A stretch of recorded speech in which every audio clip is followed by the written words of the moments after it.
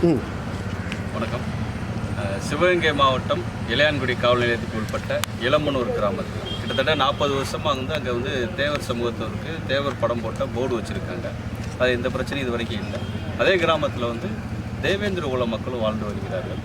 திடீர்னு பார்த்தீங்கன்னா 2 நாளைக்கு முன்னாடி இமானுவேல் சேகர் படம் பொறித்த போர்டை தேவர் போர்டு பக்கத்தில் கொண்டு வந்து வைக்கிறாங்க. அவங்க இருக்கிற பகுதியில் வச்சுருந்தா கூட பரவாயில்ல, தேவர் படத்து பக்கத்தில் கொண்டு வந்து வைக்கிறாங்க.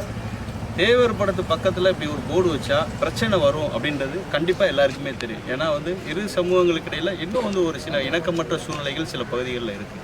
அப்போ யாரோ திட்டமிட்டு இந்த இரு சமூக மக்களும் கண்டிப்பாக இவங்களுக்கு இடையில் பிரச்சனை வரணுன்றதுக்காகவே திட்டமிட்டு பின்னாடி இருந்து செயல்பட்டு வெளியூரில் உள்ள நபர்களை பட்டியல் சாதியில் இருக்கக்கூடிய சாதியவாதிகளை இறக்கி விட்டு அங்கே உள்ள அப்பாவி மக்களை ஏமாற்றி அந்த போர்டை கொண்டு வைக்கிறாங்க.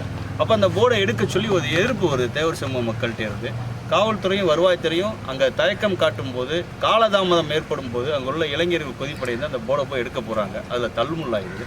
இப்போ பார்த்தா கடைசியில் தேவர் சமூக மக்கள் 115 பேர் மேலே பிசிஆர் கேஸ் போட்டிருக்காங்க.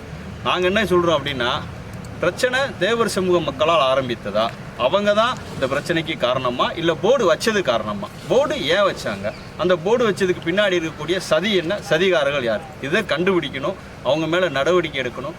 போர்டு வச்சவன் தான் அக்ரஸர், அவன் மேலே கடுமையான நடவடிக்கை எடுக்கணும். அதை விட்டுட்டு தேவர் சமூக மக்களை தேடி கைது பண்ணுறதுனால பிரச்சனை தீர போகிறதில்ல. பிரச்சனைக்கு மூல காரணம் யார் சாதிய நோக்கத்தோட பிரச்சனை வரணும்னு போர்டு வச்சானோ அவனை கைது பண்ணால் மட்டும்தான் இந்த பிரச்சனை தீரும்.